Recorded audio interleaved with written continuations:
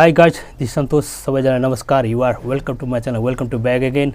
हजुर सबैलाई मेरो च्यानलमा धेरैभन्दा धेरै स्वागत छ र योभन्दा अगाडि हेरिहाल्नुभयो मैले चाहिँ बोन्साई टेबल बनाएको तपाईले हेरिहाल्नुभयो. यो हेर्नुस् एकदम सहज तरिकाले सरल तरिकाले मैले चाहिँ नाङ्लोलाई चाहिँ फरमा माडेर नाङ्लोमाथि चाहिँ राखेर यसरी चाहिँ शेप बनायो गरे. हेर्नुस् तलको यो खुट्टा पनि यो खालको छ. यो खुट्टा पनि एकदमै सजिलो तरिकाले मैले बनाए. हेर्नुस् तपाईले हेरिहाल्नुभयो हैन. अब त्यो तरिकाले गर्ने यो चाहिँ अब चाहिँ एउटा ग्लासलाई मैले चाहिँ फरमा मानेर कपहरुलाई त्यसरी बनाए र यसमाथि चाहिँ हामीले चाहिँ विभिन्न किसिमको चाहिँ बोन्साई राख्न सकिन्छ. भनौं न एकदम सुन्दर देखिन्छ यो माथि. अब एउटा सिंगल राख्दा पनि भयो वर्षको दुईटा राख्ने हैन. यो साइज अनुसार हुनु न कत्रो बोन्साई छ. त्यसपछि मैले यो पनि बनाएको छु. हेर्नुस् यो पनि एउटा बोन्साई टेबल हो. हेर्नुस् धेरै राम्रो सुन्दर हुन्छ.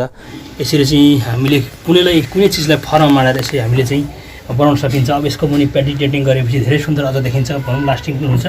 ओके गाइस, यो माथि पनि राखेर हामीले यसरी डेकोरेसन गरेर टक्कै यो माथि राखेर हामीले चाहिँ बोन्साई राख्न सकिन्छ. सपोज मैले अब मानिलु अब यो राखे मैले एउटा एक्जाम्पल. हेर्नुस् यसरी राख्न सकिन्छ. यसरी टक्कै राख्न सकिन्छ हैन.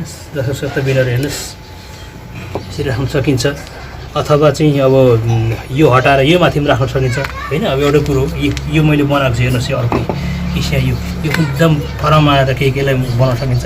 तल सानो छ. अब यसरी राख्दा पनि हो. हेर्नुस् हैन यसरी राख्दा पनि भयो. जसरी राख्दा पनि भयो. यो माथि हामीले यो माथि पनि राख्न सकिन्छ. यसरी टक्कै राख्ने यसरी.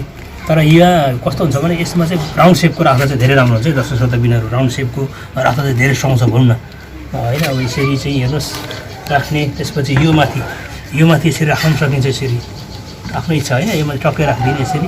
यो माथि प्लान्ट राख्दिने यसरी. हेर्नुस् यो बनाएको छु मैले. यहाँ अर्को पनि चाहिँ हेर्नुस् यसरी साइजको यसरी बनाएको छु. हेर्नुस् गाइस यो सबै बोन्साई स्ट्यान्ड हामीले घरमा बसी हामीले चाहिँ बसी बिहान हामीले गर्न सकिन्छ. हेर्नुस् यसरी धेरै सुन्दर देखिन्छ. हेर्नुस् माथि राख्दिने बोन्साई. अब यसरी चाहिँ यसलाई यहीँनिर प्याचिङ गर्दा यसरी लामो अग्लो पनि बनाउन सकिन्छ स्टाइलवाला. यसरी हेर्नुस् यो माथि राख्दिने चाहिँ धेरै राम्रो हुन्छ. हेर्नुस् 2-3 जति बनाएको छु हैन. यो चाहिँ स्याम्पल पिस जस्तो. हेर्नुस् फिनिसिङ राम्रो छ. टक्कै हेर्नुस् बनाउने तरिका यो. हेर्नुस् फरमा मार्ने के हैन बनाउने. हेर्नुस् त्यो साइनिङ आइरहेको छ. हेर्नुस् तरिका यो. हेर्नुस् जस्तो बिनहरु बनाउने र तपाईहरु पनि इच्छा शक्ति क्रिएट गर्नुहोस् भन्न चाहन्छु. हजुरहरु पनि यसरी बनाउनुहोस् बोन्साई स्ट्यान्ड. अब यसमाथि हामीले चाहिँ थपक बोन्साई राख्न सकिन्छ. हेर्नुस् यसरी चाहिँ थपक हामीले चाहिँ यसरी यो माथि राख्न सकिन्छ. हेर्नुस् यसरी राखियो भने चाहिँ धेरै सुन्दर देखिन्छ. हेर्नुस् ओके. र यसरी चाहिँ मैले चाहिँ अब बोन्साई स्ट्यान्ड बनाएँ. तपाईहरुलाई कस्तो लाग्यो? तपाईहरु पनि घरमा यसरी चाहिँ बसी बिहालो हेर्नुस् बनाउनुहोस्. समयको सदुपयोग गर्नुहोस् यसरी बनाएर हैन. अब एउटा चाहिँ मजा पनि हुन्छ. एक किसिमको रमाइलो पनि हुन्छ. बोन्साई स्ट्यान्ड बनाउने तरिका यसरी हो. हेर्नुस् तपाईले यसरी बोन्साई स्ट्यान्ड घर बनाउनुहोस्.